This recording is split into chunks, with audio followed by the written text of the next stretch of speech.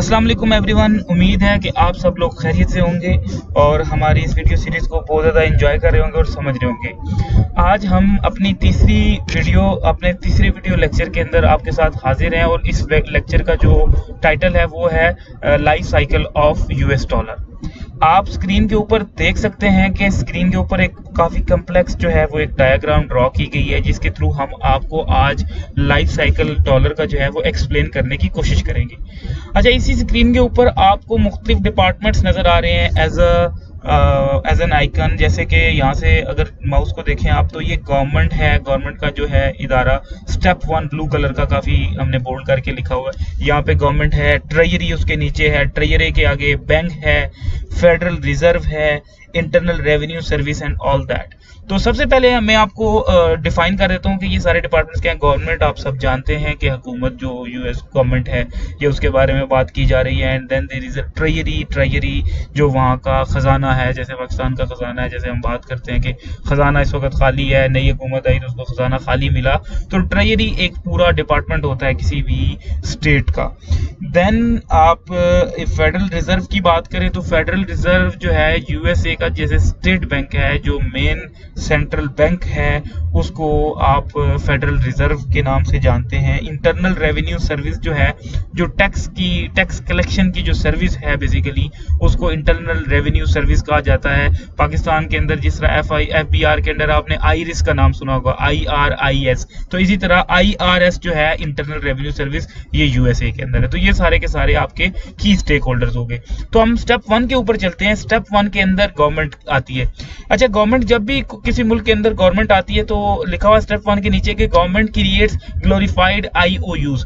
Government जो है वो जब बनने से पहले की बात कर ले, पॉलिटिकल पार्टीज जो है वो अपना मैंडेट देती हैं और उस मैंडेट के अंदर वो बहुत से वादे करते हैं। उन वादों के अंदर जाहिर बात है, अगर एक गवर्नमेंट ने ये कहा कि हम मुल्क का इंफ्रास्ट्रक्चर नक्शा बदल देंगे और नए घर बना देंगे और मुफ्त जो है वो रोटी कपड़ा और मकान और तालीम, जो भी उनके एजेंडाज होते हैं, तो ऑब्वियसली उन एजेंडाज के ऊपर कुछ ना कुछ अखराजात आते हैं। अब जब गवर्नमेंट कायम होती है तो अखराजात के लिए फंड्स हैं या नहीं है। गवर्नमेंट ने क्योंकि वादे किए हैं तो वो वादे पूरे करने हैं, कहीं ना कहीं फंड्स को एंगेज करना है। तो फंड्स क्योंकि नहीं होते तो उनको जनरेट किया जाता है। जनरेट करने के लिए या तो इकोनॉमिक एक्टिविटी हो मुल्क के अंदर और टैक्स कलेक्शन हो, ये कि बड़ी लंबी स्टोरी हो जाती है। तो उसका शॉर्ट तरीका गवर्नमेंट के पास ये होता है कि गवर्नमेंट जो है वो ट्रेजरी को, खजाना का जो डिपार्टमेंट है, ट्रेजरी का जो डिपार्टमेंट है, उसको रिक्वेस्ट करती है गवर्नमेंट कि मुझे इतना पैसा रिक्वायर्ड है।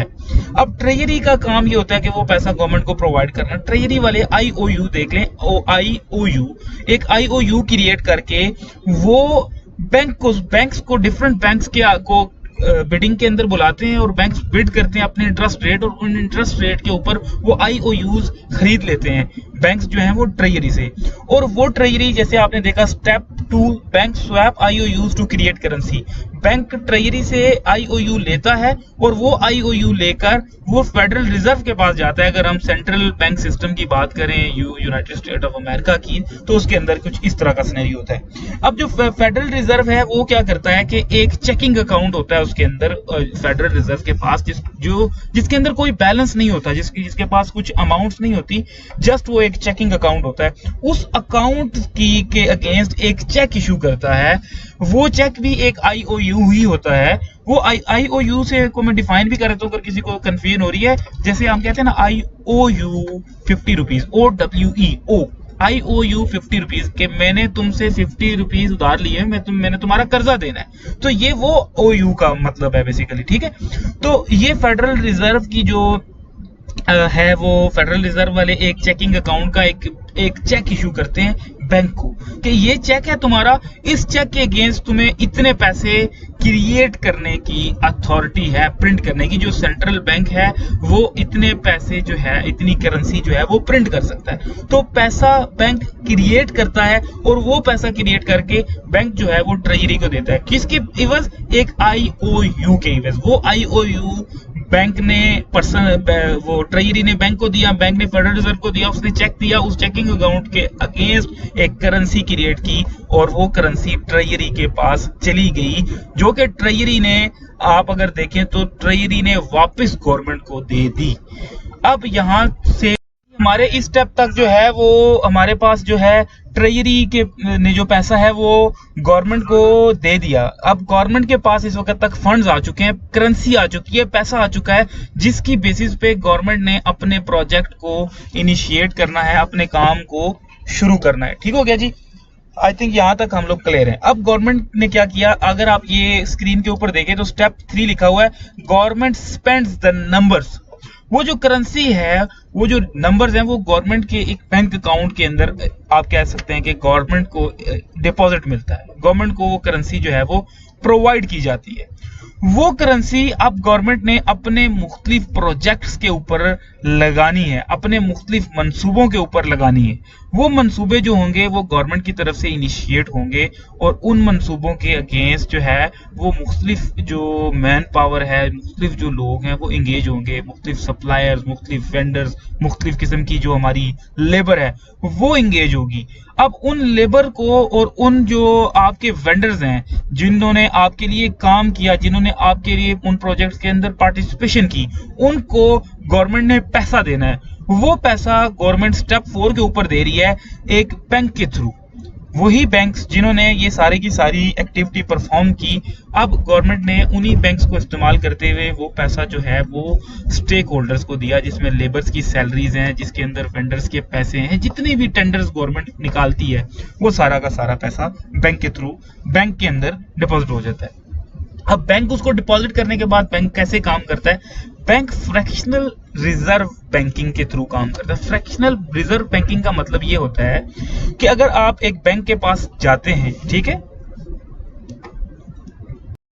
और आप अपने बैंक को 1 लाख रुपया डिपॉजिट करवा देते हैं, वो 1 लाख के अगेंस्ट क्या करता है, बैंक के 1 लाख की कैश आपके अगेंस्ट गवर्नमेंट ने बैंक को डिपॉजिट कराई, बैंक ने 1 लाख के अगेंस्ट 10,000 रुपया जो है वो आपके अकाउंट के अंदर फिजिकल कैश की सूरत के या फिजिकली कैश एग्जिस्टेंस रखी, फ्रैक्शनल रिजर्व, फ्रैक्शन एक उस पैसे की रखी, और बाकी जो पैसा है वो बैंक ने किसी और बंदे को 1 लाख रुपए के कर्जे के इवज जो है या 90,000 रुपए का कर्जा दे दिया।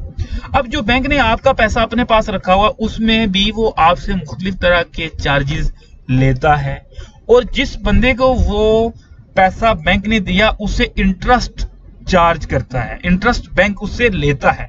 अब एक्चुअल में बैंक के पास 1 लाख रुपया in the form of currency और कैश आया, बट इन रिटर्न बैंक ने उसको नंबर्स में कन्वर्ट किया, तो वो नंबर जो है वो 2 लाख का, ना सिर्फ 2 लाख का, 2 लाख प्लस का कैसे बन गया कि उसके ऊपर इंटरेस्ट भी कैलकुलेट हुआ, 1,17,000 समथिंग, और 1 लाख के अगेंस्ट 2,17,000 रुपए की बैंक ने बिजनेस जनरेट किया in the form of numbers. वो बेसिकली जो नंबर्स हैं, अगर आप स्टेप 4 के बाद बैंक्स के आगे वाले डायग्राम को देखें, ग्रीन कलर का आपको नजर आ रहा है करेंसी सप्लाई, वो जो नंबर है वो करेंसी सप्लाई की शक्ल इख्तियार करता है, और वो करेंसी सप्लाई जितनी करेंसी बनाई गई थी उससे ज्यादा बन जाती है नंबर्स में जब वो कन्वर्ट होती है। अभी क्योंकि आपको बैंक में सिर्फ balance in the form of numbers नजर आ रहा है, तो वो जो है वो काफी ज्यादा बन जाती है। ठीक हो गया, तो यहां तक जो है वो हमें ये समझ आई कि ऐसे। अच्छा, अब उस पैसे के अगेंस्ट वो बहुत से लोगों की एफर्ट्स है, मेहनत है, लोगों ने रखा, लोगों ने कमाया, वो जो कर्जा लिया उसके अगेंस्ट एफर्ट्स की। तो स्टेप 5 को अगर आप देखें तो अवर नंबर्स आर टैक्स्ड, जो टैक्स है वो हमारे उन नंबर्स पे कैलकुलेट हुआ। टोटल वेल्थ जो थी वो 1 लाख रुपए की थी, बट जो टैक्सेबल वेल्थ बनी वो 2,17,000 रुपए बनी दोनों पार्टीज के केस। इसका मतलब है कि जो टैक्सेशन का डिपार्टमेंट है वो बैंक के साथ लिंक्ड है, तो वो जो टैक्स कैलकुलेट किया गया वो 2,17,000 रुपए के ऊपर किया गया। इंटरनल रेवेन्यू सर्विस ने वो टैक्स इकट्ठा किया 2,17,000 के नंबर के ऊपर और उठा के ट्रेजरी को वापस पैसा दे दिया कि ये जी आपने कमा लिए हैं जी पैसे इतने। ठीक हो गया। अब ट्रेजरी ने क्या करना है, अब ट्रेजरी ने वो पैसा जो ट्रेजरी के पास IRS के थ्रू आया, वो जो रेवेन्यू आया आपकी स्टेट को, वो टैक्स का पैसा उठा के फेडरल रिजर्व के उस चेकिंग अकाउंट के अंदर डिपॉजिट करवाना है, जिसके अंदर उस वक्त बैलेंस मौजूद नहीं था जब मैंने यहाँ से चेक जनरेट करवाया था। तो यहाँ से ये इस साइकिल के थ्रू जो पैसा है वो हमारा वापस आता है आपकी फेडरल रिजर्व के पास। अब फेडरल रिजर्व जो है वो एक ऐसा इदारा है जिसके अंदर प्राइवेट इक्विटी होल्डर्स हैं। फेडरल रिजर्व के पास आपका US का जो $1 है उसका कोई ना कोई प्राइवेट इक्विटी, प्राइवेट कोई ना कोई उसके अंदर शेयर। अच्छा, अब इस स्टेप के थ्रू मैंने जैसे बताया कि फेडरल रिजर्व के अंदर शेयर होल्डर्स हैं, तो वो जो पैसा नीचे एंड पे स्टेप 6 से अगर आप बात करें, डेट सीलिंग जो है वो काफ़ी कम्प्लेक्स टर्मिनोलॉजी होगी आप लोगों के लिए फॉर नाउ। हम इसको फर्दर थोड़ा सा फ्यूचर में जाके डिटेल्ड एलोबरेट करेंगे। बट आप स्टेप 7 पे आ जाएं तो लिखा हुआ है secret owners take their cut from bank. तो बैंक से सीक्रेट ओनर मतलब जो फेडरल रिजर्व के इदारे के शेयर होल्डर्स, स्टेक होल्डर्स हैं, जो कि नॉन कॉन्स्टिट्यूशनल है। जब अमेरिका बनाया गया था तो अमेरिका के कॉन्स्टिट्यूशन के अंदर ये चीज़ शामिल नहीं की गई थी कि कोई भी इस किस्म का इदारा होगा जो सेंट्रली करेंसीज की सप्लाईज को कंट्रोल करेगा। तो ये एक नॉन कॉन्स्टिट्यूशनल इदारा या नॉन कॉन्स्टिट्यूशनल एक्टिविटी जो है वो यूएस डॉलर के पीछे परफॉर्म की जाती है। अच्छा, अब ये तो सारा सिनेरियो था कि यूएस का जो डॉलर है वो कैसे बनता है बेसिकली। अब क्योंकि ये तो सारी एक्टिविटी इंटरनल है यूएस की, इंटरनल जो एक्टिविटीज है उसके लिए जो पैसा जनरेट करना है वो। अब यूएसए का मैं आपको एग्जांपल अगर दूं तो दुनिया की जितनी भी करेंसी है, ये वेरीफाइड फैक्ट आपको आपके साथ शेयर कर रहा हूँ, एक स्टेटमेंट पास ऑन कर रहा हूँ कि दुनिया के अंदर जितनी भी करेंसीज हैं वो पूरी दुनिया की अगर एक साइड पे कर दें तो पूरी दुनिया की करेंसीज के अंदर जो डॉलर का मार्केट शेयर है वो 60% है। 60% सिर्फ यूएस डॉलर है और बाकी पूरी दुनिया की करेंसी सिर्फ 40% है। और उस 40% में से भी एक और आपको मजे की बात बताऊं कि उस 40% में से भी more than 50% of US dollar is circulating worldwide out of USA. Like less than 50% is circulating inside the USA. तो USA डॉलर एक्सपोर्ट करने की एक कंपनी है जिस कंपनी का काम है दुनिया के अंदर डॉलर को एक्सपोर्ट करना। जैसे मैंने आपको पिछले टॉपिक में बात बताई थी कि यूएसए के को वर्ल्ड बैंक और जो वर्ल्ड बैंक की करेंसी बनी यूएस डॉलर बनी और आईएमएफ बना, और ये जितनी भी चीजें हैं ये एफएटीएफ की का इदारे का नाम सुनते हैं आप, फाइनेंशियल एक्शन टास्क फोर्स जो है, ये सारे के सारे अमेरिका की मोनोपोली के साथ बने और अमेरिका की करेंसी को वो सेंट्रल करेंसी इस्तेमाल करते हैं और उसी वजह से दुनिया को आगे लगाया गया है। और दुनिया आज इस बोझ के तले दबी हुई है कि वो दुनिया के मैक्सिमम तमाम ममालिक के ऊपर ये लाजिम हो गया है कि वो यूएसए की करेंसी को as a international reserve currency maintain करें अपने मुल्क के अंदर, और जो इंटरनेशनल ट्रेड है वो सिर्फ यूएसए के डॉलर में करे।